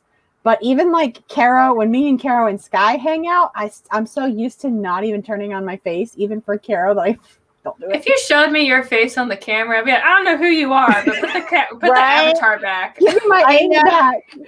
And, I know. But every once in a while, I'm so glad that I get to work from home behind the anonymity of an avatar, because a client or somebody will start saying something and I'm like, oh my God, they have absolutely no idea what they're talking about. Like, oh, here we go. It's not me, is it? No, of course not. You've got your shit together. You know that. You're too kind. kind. I do SEO, search engine optimization. And that basically, it's a very niche kind of skill, but it's really important in marketing, especially nowadays where you're looking for marketing. And so one of the main things that I've had to do quite a bit, because I've been doing it for a couple of years and I'm not experienced enough that when I take on like small time contracts that I get like a management position. I'm not there yet at all. So I usually get stuck in an analyst or a specialist where like, okay, we want you to do this thing consistently for us and you're a part of the team. So I went to an interview and thankfully it was like this, avatar and everything. And it was for a local company that filled vending machines. And they basically tried to come to me and be like, hey, we've got this marketing plan. We do this, we do that, and blah, blah, blah, blah. And they wanted to market like on TikTok. And I'm like, you're not a business to customer business. You're a business to business. You need to be marketing yourself to, stores and physical locations, skating rinks and shit that are going to have your vending machines. Like, you don't need a TikTok channel. And as soon as I started to be like, oh, I'm seeing that you're really talking about focusing on social, and of course, a fun social presence will benefit you, but you're not going to find your customers on TikTok. And they started on the whole like, well, we already have a marketing plan. We know what we're going to do. We just need you to tell us whether or not it's good or bad. And I'm like, that's what I'm telling you. It's bad. And then you know what their follow-up to that was? What? Well, we already have a marketing plan. We just need you to tell us if it's good or bad. And I was like, I just felt my face be like, oh, no. So the meeting only lasted like a good 30 minutes after that. And then come to find out, the person that I was talking to didn't even understand the difference. Yes. And didn't understand the difference between a business to business and a business to customer business. No. She didn't know what I was saying when I'm like, no, you're a B2B. Like, you're not a B2C, you're a B2B. And oh man, I'm so glad they didn't hire me on, because I would have felt compelled to excel and I would have wasted so much time. But I was so glad, because that only happened like 6 months ago. But I was so thankful I didn't have to show my face, because I was just looking at the screen the whole time like, are you fucking kidding me? It's like Idiocracy when they're all sitting around the table, and I can't remember the guy that Luke Wilson plays. Is like, I think the reason the plants are dying is because we're putting Brondo, which is like a Gatorade. We're putting Brondo on the plants, and all the people around the table are like, but Brondo's got what plants need. It's got electrolytes. Like, they're doing this whole, why do plants need electrolytes? because they're in Brando. It's what plants create, like the whole thing. And like man. every person repeating the same thing over and over again. It's really funny, but not in real life. So yeah. Yeah. That would terrify me if I was in that setting. Just saying. Yeah. I never last long in these settings. Like I really don't, because two things. One, I work myself out of a job because thankfully most of the stuff I do is, Amy based. And so I work until I'm done. Like I said, everything I do is self-paced. So they might think it's going to take me a month, but it took me a week. So, I very frequently work myself out of a job. And two, I know how arrogant this is going to sound, but just because I have such a variety of interests and I'm a smart person and I like being smart and I read resources, I educate myself just for the sake of having something new to think about. I know stuff they don't know. No matter what setting I'm in, I know stuff that those people don't know. Everybody knows something you don't know. I'm not so arrogant to think I know more than everybody else, but very often I find myself going, you're not a B2C, you're a B2B. Like you just are. And then I talk myself out of a job. So it's happened a couple of times. There was a bit of a learning curve to the whole, don't play all your cards up front. Don't let them know that you already know how shit their marketing plan is 15 minutes into a phone call. Probably good advice. Yeah, I learned those lessons the hard way. But now I know them and I'm like, no, sorry. I hope you guys find what you're looking for and I hope that they're nicer than me. I gotta go. Oh my gosh. That's funny though. Yeah, I think it comes as no surprise to anybody who actually listens to me and observes me to any extent. Oh, gee. You mean Amy runs her mouth and then when the consequences happen, she's like, oh, yeah, I saw that coming too. What? So, yeah. Oh, Amy, I love you. I'm okay with it. I'm a good person. I'm not mean. So the consequences are always stuff like that. I talked myself out of a job because that job wasn't for me. I was not compatible with those people in that setting. And talked myself out of it. They just needed you to tell them whether their marketing plan was good. That's it. Good or bad. They already have the plan. That's irrelevant. You should have been kind of like $60 first and answer afterwards. Right? Yeah. Yes. My time is money, friends. Mm-hmm. Yeah. Exactly I'm like, right. I hate to break it to you, but when I actually have to do hourly work because of my certification and the work that I've done, it's $75 an hour. I'm like, that's why I do flat rates for the stuff that I do, because I'm like, look, if you expect me to sit down and 100% apply myself, this is a rate that I can prove that I've been paid and I can prove the quality of the work that I've delivered. So that's what you're going to give me. So you can hire me at an hourly rate, or we can do a flat fee and we can just stay in contact with each other. So which one do you prefer? Amy here. It took a while. But good. You know what you should do? You have a B2C business, don't you, Amy? Yes. Everybody that I work with is a C in some degree. I'm not a B2B. I don't supply things to other businesses. I provide a service to a business, right. So they're still technically a customer. So you would benefit from having a website then, right? I knew that was coming. I was just going to watch it. I know. I can see Carol's eyebrow go up. She can see the setup coming a mile away. Oh, man. Yes, it would. When is that going to happen, Amy? Says the person. It's almost like you could put your website on your own resume. Right? Yeah, I'll get there eventually.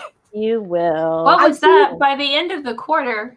That's your quarterly goal? Wow, Amy. That's amazing. That is amazing. See, what you guys can't see is Carrow's other hand writing a note to herself in her journal to remember, oh, yeah, it's time to revamp the annoying Amy to get her social media together. Oh, now let's be realistic. I didn't write a note. I already put it in Google Calendar.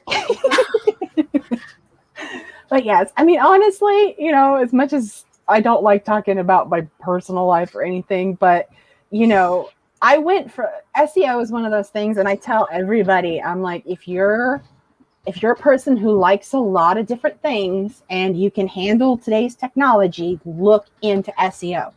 because it's not a joke. I started making $75 an hour for the work that I was doing 14 months after having my certificate. That's great. So, like that's fucking awesome. And that's a reasonable rate. That's not high for what I do.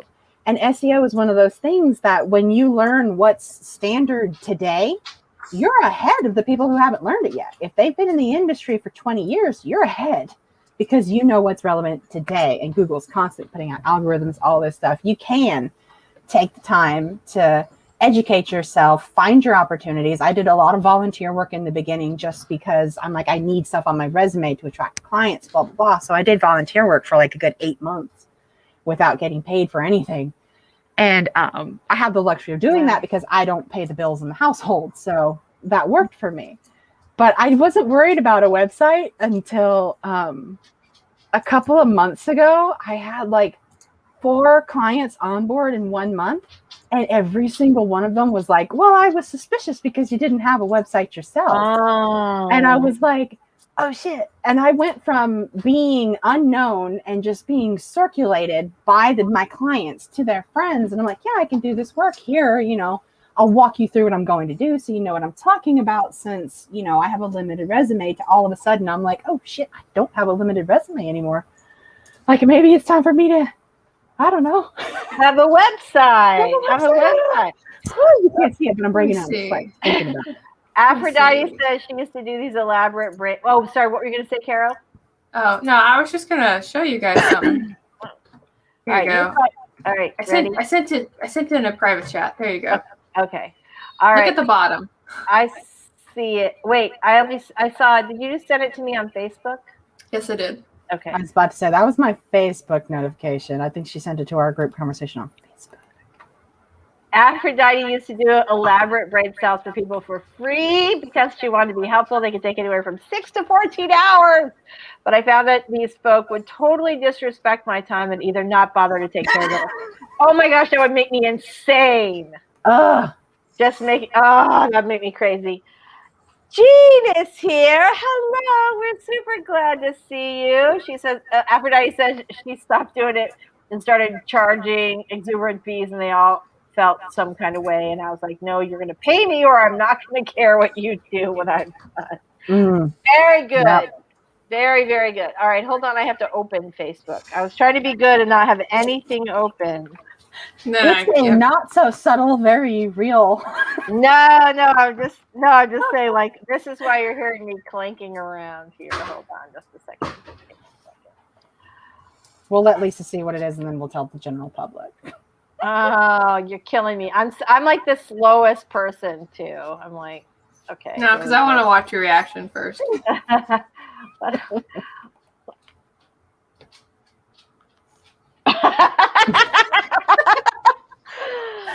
For the spectators in the audience who cannot see the private conversation. Wait, no, hold on. I'm going to share it. Oh, my God. Okay. Can I share it?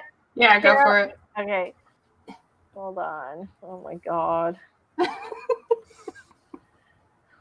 I'm very thankful to have people who love me like Carrow. I appreciate you very much, Carrow.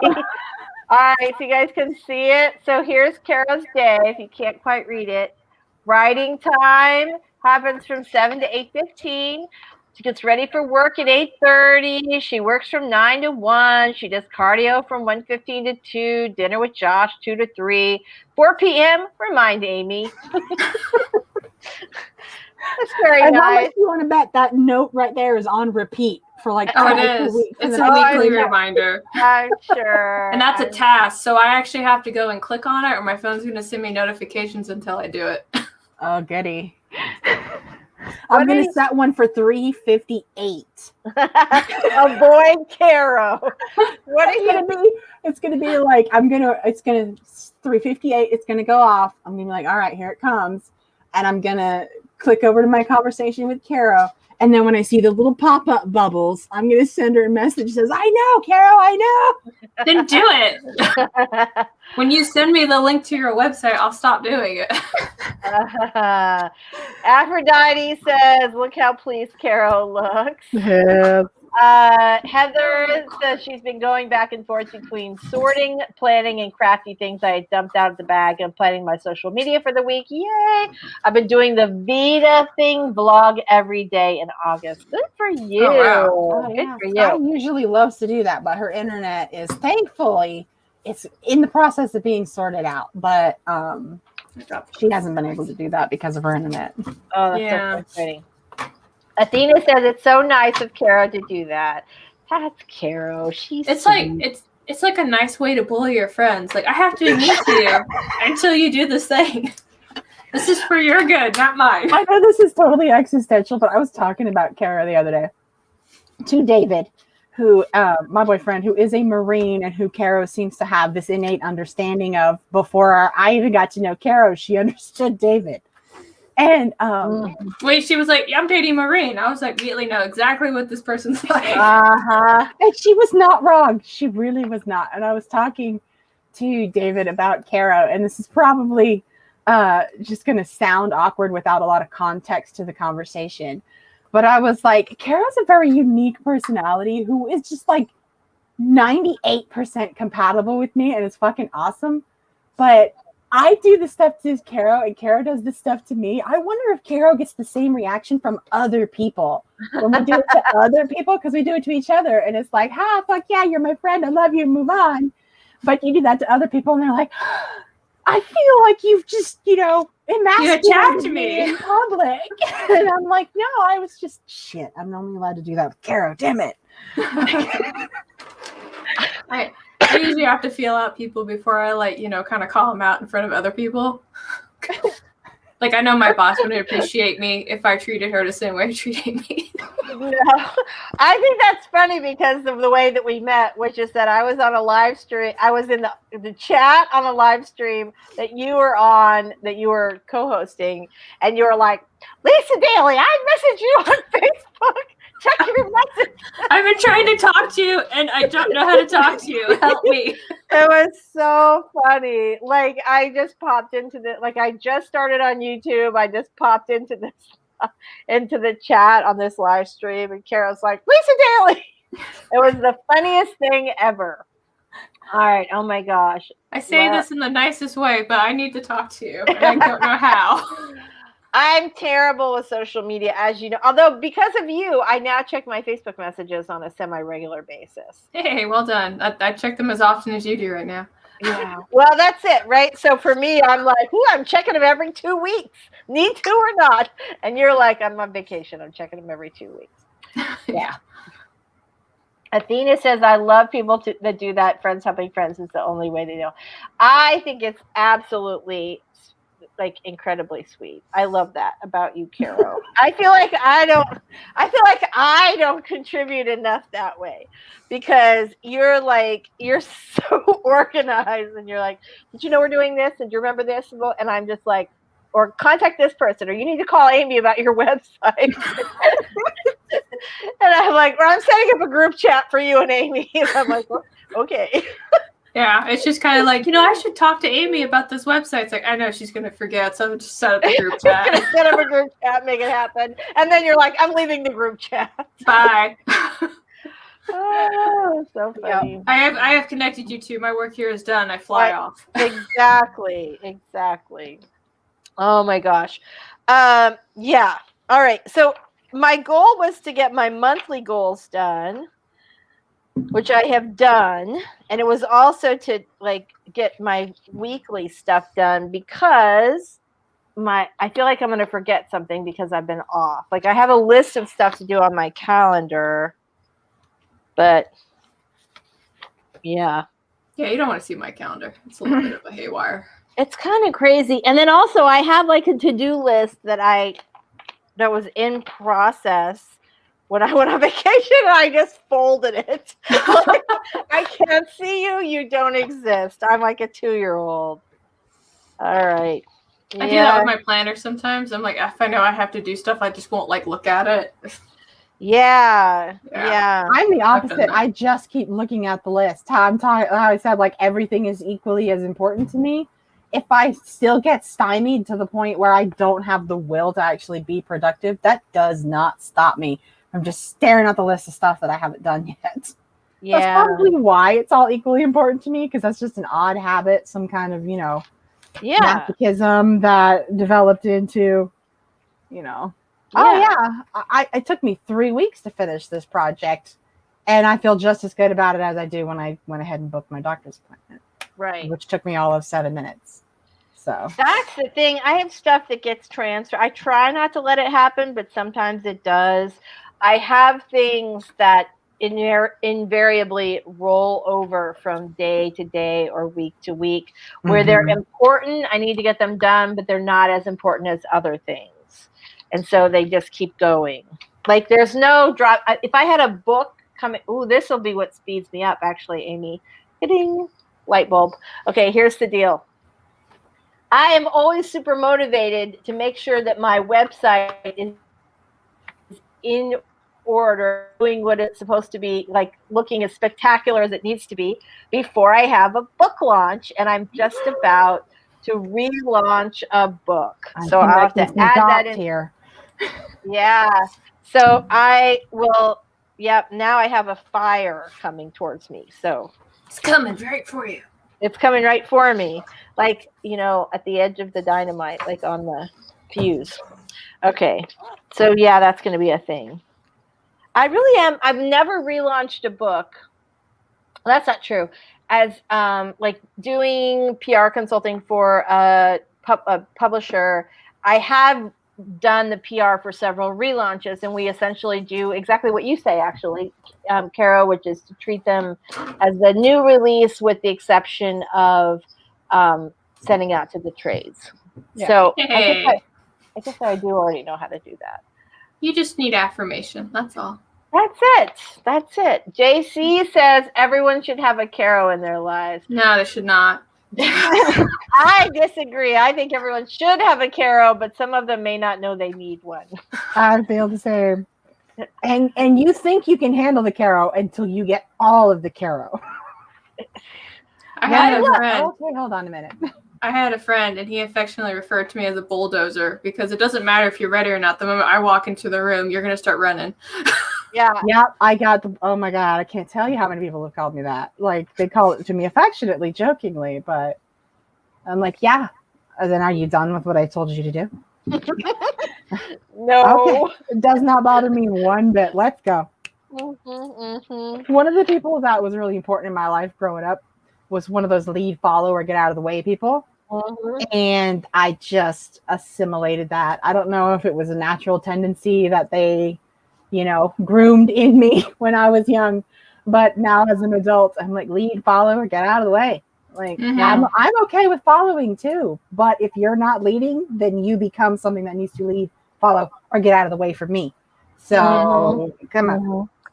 It's funny because I have always been like that for myself, but I will say in the last several years that I have let up a lot on myself. But I will also say I am like that person for other people in my life, which is kind of funny. Although not to the extent that Carrow is. Carrow, I think, is like, she's like a kung fu master of getting stuff. That's a good way to say it. Carrow went to school. Carrow was aware of this behavior in herself, and she went to school so that she could do it very, very well. That's exactly what she does. Project manager, all that good stuff. Oh, you guys should have seen me. I think it was like 3 or 4 weeks ago. My boss came in. She's like, I think I want to start workshopping some books. And I was like, okay, that sounds like a great idea. Like, what are you thinking about? And she was like, well, I'm thinking about like professional development, maybe like leadership, maybe like, working on like, project management. And I was kind of like my face. I'm like, oh, that sounds great. Like, I know all kinds of books. And then at one point she was like, I just need to get things together. And I was kind of like, well, what are your goals and objectives? And she's like, I don't even know. And I was like, okay, well, we had a meeting at 10. We're going to cancel it. And you're going to pull out some paper and we're going to talk for about an hour. Good for you. So you're book doctoring. A full-fledged Carrow consultation? Yeah, well, because I talked to her and we talked about like her needs and what she needs to do and stuff like that. And I was kind of like, you need a Clever Fox planner. And she's like, what's that? And I was like, get on the Google. I'll show you. So she got one and she like carries that thing around with her like it's her baby right now. I think I might need to re-up and get one of my Carrow consultations in the future. I know how. I've just got so much stuff to do. Oh, for the high price of $350. Doesn't somebody have a birthday in the immediate future? My brother-in-law does. And my cousin does. Oh. You don't know, do you, Lisa? Otherwise, you would have been all over it. I don't know. Who has a birthday? Is it Miss Carrow? Oh, it's not just immediate. It's like countdown. Her birthday starts in about 2 hours and 6 minutes. What? Yeah. What? Oh my gosh. And I only say this because as amazing as a friend as Carrow is, when I asked her for birthday present ideas, she refused to give me one. No, I did. I told you exactly what I wanted. What was it? My happiness is my gift. That's so sweet. So I spent a good 3 days before I was like, fuck it. I'm just going to have to find something I can make for her so that I can say this is important because of sentimental value. So, well, at one point, Sky was like, no, we have to send you something material. And I was like, that's a construct. She was pulling some Houdini work around, just not giving us a link to her Amazon wish list. That was all we asked for, and she wouldn't do it. If it makes you feel any better, I didn't make one. You didn't make one? No, because at first I was like, I could, but that takes effort, and I think I'd just rather like lay here on the floor.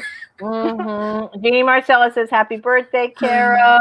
JC says happy birthday. Athena says happy birthday. Thank you, friends. Yes, happy birthday. My boss was like, "Do you want Monday off?" And I was like, "No, I'm coming in. You can't stop me." I still get excited about my birthday, but some people don't. Do you get excited about it or not? You seem like you're like, let it just pass. Okay, so like I do get excited, but like for different reasons. Because I like to spend time with my family, and I also like a reason why I should get myself something that costs $100. Like, it's my birthday. I can do whatever I want. Right. And cake. Don't forget cake. I do like cake. This is true. Red velvet, all over that shit. But my family's starting to take me out to dinner tomorrow. So, but they're starting to take me to dinner to a place I like to go. So I'm kind of like, I can't say no because I really want that fried shrimp. Right. And it is your birthday. So there you go. Oh. But, what was I going to say? Damn it. I was going to say something. It was going to be really funny, and I forgot it. Oh, I hate that. All right. Talking. No, it'll come to me afterwards. You know how it goes. I do know how it goes. You guys, it's already almost 10 o'clock. We should here's what's going to happen. We're going to say our goodbyes. This is going to be like the hand on the doorknob moment where we're just about to leave, and then it's going to come to you. Ready? Maybe. No pressure. Okay, let's go around, other way, this way. So Amy, since you came in and talked last, you can start first and do your little outro, and then we'll go to Carrow. Hi, I'm Amy Awesome Buddy. I'm an SEO consultant and gremlin mancer who lives in the recesses of the internet, doesn't have a website or any social media besides Twitter. So, thank you for having me. I did manage to make a list of my monthly goals, even though I got to chatting and laughing and didn't do much more than that. But it was fun to hang out and just get to see your faces and talk. Serotonin for everyone. Having me. It was fun. It did go by really fast. Absolutely, it went by really fast. So, Miss Carrow, almost a birthday girl, tell us about you and your fabulous. Do your little outro or your big outro. My name is Carrow Brown. I am a urban fantasy author with a YouTube channel that's got nothing but cobwebs on it. I'll post something on there one day. I'll let you know. I came here today to actually work on this fitness planner, and like the more I kept thinking about this fitness and wellness planner, the more I was like, fuck it. So I stopped doing that. And I went to go work on other stuff, like outlining like my weekly tasks and my goals. And then I was like, I really don't want to do this fitness wellness planner. So then I went and did like a whole bunch of tarot card readings, and I recorded those. So that's what I did. That was me. Thanks for having me. Thanks for being here. I'm Lisa Daly. I did do my monthly goals for August and worked some on my weekly goals for this week, which I guess I'm going to have to finish up in the morning. And I love hanging out with you guys. This was really nice. Everybody in the chat, you guys are awesome. Thank you so much. Athena's giving you crap, Amy. She says it took you forever to get to Twitter. 7 months. did. 7 months. At least we Am I know on pace for my own website, Carol? I think Carol said she estimated 2 years. Uh-huh. Maybe we should do like a page for me, a page for you. We'll just keep each other accountable. I'll do a page, you do a page. Okay. Yeah. Athena says, at least we know you're alive. We're so happy you're here. So true. JC says, good night to everyone. Thanks for the stream. Love you guys. Carol and Miller really missed your vlogs. No pressure, though. So I miss them, too. All right, you guys. I'll see if I can incorporate them into my life again. That would be a lovely thing. We all like to see your face. Gremlins. I said gremlins, and here we are. They've resurfaced. They've Oh, been here a couple there of they times before you guys are. have seen them. Jeannie Marcellus says, Carol always freezes in like an elegant way. I'm always like that. Anyway, but it's because I make that face so often. Anyway, you guys are awesome. Thank you so much for being here tonight. We had a lovely time. Let's have a little cheers before you go. Thanks so much for the Boozy Planner-o-rama. Wait, our next Boozy Planner-o-rama, we should talk about this, is going to be... Can be on the 5th. The 5th, yes. The 5th. Right. The 5th of September, 8 p.m. to 10 p.m. Eastern Standard Time. Please join us for the Boozy Planner-o-rama, which will be on Carrow's channel next week because we take turns hosting. Yep, that's Are we officially in the calendar now? Oh, yeah. All right, fantastic. Woo! All right. Yay! Okay, you guys, I hope you have an awesome night, a great week, and for anybody who is coming to the stream tomorrow, we will see you tomorrow. All right, bye-bye, everybody. Bye, everyone. Bye.